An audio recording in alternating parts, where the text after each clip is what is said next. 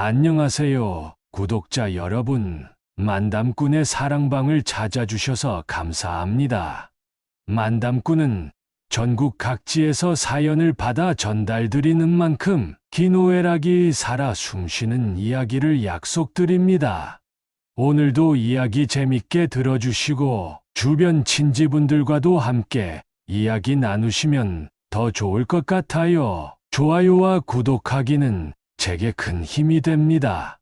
그럼 바로 사연 시작합니다. 안녕하세요, 여러분.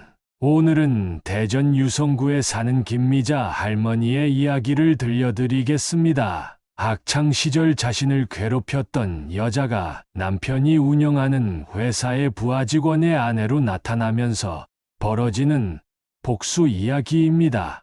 함께 들어보시죠. 안녕하세요. 저는 대전 유성구에 살고 있는 김미자예요. 이제 나이가 들어 할머니가 되었지만 젊은 시절에는 참으로 힘든 시간이 많았답니다. 특히 학창 시절은 저에게 끔찍한 악몽이었죠. 그 시절 저를 괴롭혔던 여자의 장희연을 저는 결코 잊을 수 없어요. 희연이는 늘 저를 괴롭히는 중심에 있었습니다. 그녀는 예쁘고 인기 많았지만 마음은 참으로 잔인했죠. 그녀와 그 우리들은 늘 저를 왕따시키고 저를 향해 온갖 모욕과 괴롭힘을 서슴지 않았습니다. 희연이의 가혹한 말과 행동에 저는 매일 학교에 가는 것이 두려웠고 결국 자존감이 바닥을 쳤죠. 고등학교를 졸업하고 저는 대전에서 벗어나 서울로 대학을 갔습니다. 새로운 환경에서 새로운 삶을 시작하려고 했지만 학창 시절의 상처는 쉽게 지워지지 않았습니다. 그러나 시간은 흘렀고 저는 좋은 사람을 만나 결혼을 하고 대전으로 돌아와 남편과 함께 행복한 가정을 꾸리게 되었습니다.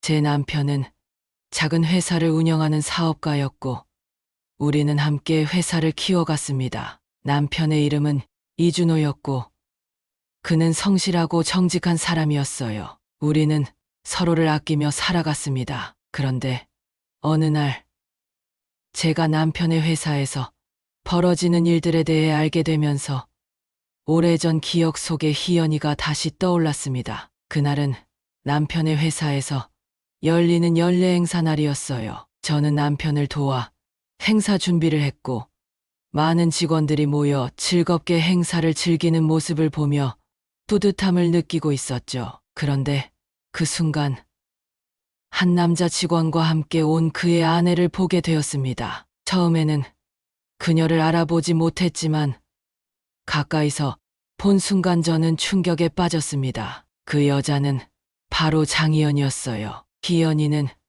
예전과는 많이 달라 보였어요. 이제는 나이가 들어 그때의 아름다움은 많이 사라졌지만 그녀의 눈빛은 여전히 차가웠습니다. 그녀가 여기서 일하고 있다는 사실을 알게 된 저는 복잡한 감정에 휩싸였죠. 하지만 남편에게는 이 사실을 말하지 않기로 했습니다. 아직까지 그 상처를 드러내고 싶지 않았으니까요. 시간이 지나면서 저는 희연이의 근황을 조금씩 알아가기 시작했습니다. 그녀는 남편의 부하 직원인 박경수의 아내로 나름대로 그들의 가정을 잘 꾸리고 있는 듯 보였습니다. 하지만 제가 알고 있는 그녀는 겉모습과는 다르게 여전히 교활하고 이기적인 사람이었죠. 그래서 저는 조용히 그녀의 행동을 관찰하며 기회를 엿보기로 했습니다. 남편과 저는 희연이와 박경수를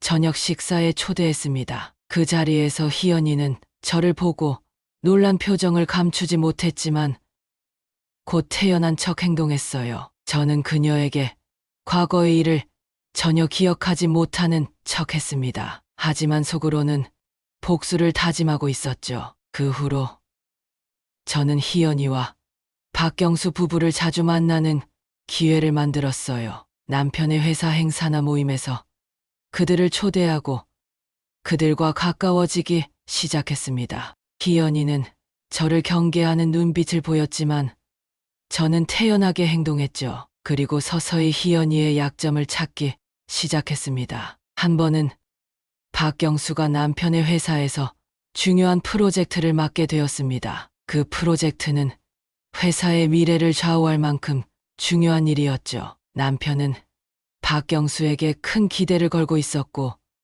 저는 이 기회를 이용하기로 했습니다. 저는 희연이에게 접근해서 옛날 친구처럼 지내는 척하며 그녀의 삶에 대해 더 많은 정보를 알아냈습니다. 그녀의 남편 박경수가 회사에서 어떤 위치에 있는지, 그녀가 남편의 사업에 어떻게 영향을 미치는지 파악하기 시작했습니다. 그리고 우리는 그녀가 회사 내에서 문제를 일으키지 않도록, 그리고 그녀가 다시는 저를 무시하지 못하도록 하는 계획을 세웠습니다. 어느 날 남편과 저는 박경수와 희연이를 집으로 초대했습니다. 저녁 식사를 마친 후 남편은 박경수에게 중요한 프로젝트와 관련된 자료를 보여주며 이야기를 나눴고, 저는 희연이와 거실에서 이야기를 나누기 시작했습니다.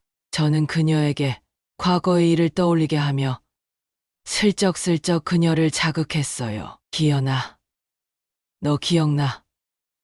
우리 고등학교 때 말이야. 너 참 인기가 많았지? 저는 천진난만한 척 묻자 그녀는 당황한 듯 했지만 곧 태연하게 대답했어요. 그래, 그런 적도 있었지. 참 오래된 이야기야. 그녀는 웃으며 대답했지만 눈빛은 여전히 차가웠습니다. 저는 이어서 말을 이어갔습니다. 그때 너 정말 예뻤어. 모두가 너를 부러워했지. 나도 너처럼 되고 싶었는데 잘 안 되더라. 저는 그녀를 칭찬하는 척 하면서도 그녀의 과거를 떠올리게 만들었죠. 희연이는 저의 말에 조금씩 불편해하는 기색이 역력해졌습니다. 저는 그녀가 불안해하는 모습을 보며 속으로 복수를 다짐했죠. 그 후로 저는 남편에게 박경수에게 더 많은 압박을 가하도록 했습니다. 남편은 박경수에게 중요한 프로젝트를 맡기면서도 그에게 더 많은 책임을 지우기 시작했습니다. 그리고 저는 희연이에게 접근해 그녀의 불안을 조장했어요. 희연아, 경수 씨가 이번 프로젝트를 잘 마무리해야 할 텐데 회사에서 이 프로젝트가 정말 중요하다고 하더라. 저는 걱정하는 척하며 그녀에게 말했죠. 맞아. 남편이 요즘 많이 스트레스를 받고 있어. 나도 걱정이야. 희연이는 불안한 표정으로 대답했습니다. 저는 계속해서 그녀에게 남편의 회사 상황을 이야기하며 그녀를 압박했습니다. 희연이는 점점 더 불안해졌고, 결국 그녀는 남편에게 이 상황을 해결해 달라고 부탁했죠. 박경수는 남편에게 프로젝트의 어려움을 호소하며 도움을 요청했습니다. 그러나 남편은 냉정하게 대답했어요. 경수 씨, 이 프로젝트는 당신이 맡은 일이니 당신이 해결해야 합니다. 회사의 미래가 달린 일이니만큼 책임을 다해주길 바랍니다. 박경수는 더 큰 압박을 느끼며 이를 해결하려 노력했지만 프로젝트는 점점 더 어려워졌습니다. 남편과 저는 이 상황을 이용해 희연이를 더욱 궁지에 몰아넣기로 했습니다. 희연이는 남편의 어려움을 보며 점점 더 불안해졌고, 그녀는 저에게 도움을 요청하기 시작했습니다. 미자야, 나 정말 미안해. 너에게 했던 일들 정말 후회해. 제발 우리를 도와줘. 그녀는 눈물을 글썽이며 저에게 사과했습니다. 저는 그녀의 사과를 받아들이는 척하면서도 속으로는 그녀를 더 괴롭히기로 했습니다. 악어의 눈물 같아 보였기 때문이지요. 희연아, 나도 너를 미워하지 않아. 하지만 너도 알잖아. 우리가 겪은 일들은 쉽게 잊혀지지 않는다는 걸. 희연이는 제 말을 듣고 더욱 절망에 빠졌습니다. 그녀는 과거의 잘못을 진심으로 반성하며 저에게 용서를 구했습니다. 그러나 저는 그녀를 용서하지 않았습니다. 그녀가 과거에 저에게 준 상처가 너무 컸기 때문입니다. 결국 박경수는 프로젝트를 마무리하지 못했고 회사 내에서 그의 평판은 크게 떨어졌습니다. 남편은 박경수를 다른 부서로 전근시키며 그의 위치를 낮추었고 결국 회사를 떠나게 되었습니다. 그들 역시 한 가정을 꾸린 사람들이기에 약간의 연민이 생겼지만 그래도 악한 사람은 벌을 받아야 한다고 생각합니다. 제가 너무 과하게 그들을 몰아붙인 걸까요? 희연이는 남편은 죄가 없는 사람인데 제가 너무 했던 걸까요? 죄책감이 들다가도 희연이 어릴 적 제 인생을 망치려 했던 것을 생각하면 혼란스러운 기분입니다. 저에 대한 응원이든 질타든 뭐든 좋습니다. 여러분의 의견을 남겨주시면 감사하겠어요. 긴 이야기 들어주셔서 감사합니다. 오늘 첫 번째 사연은 자식들에게 배신당해 괴로워하는 박민철 씨의 이야기였습니다. 비슷한 경험을 하시거나 주변에서 보신 분들은 이 이야기를 어떻게 생각하시는지 댓글로 이야기 공유해 주세요. 다음에 더 생생한 사연으로 찾아뵙겠습니다. 감사합니다.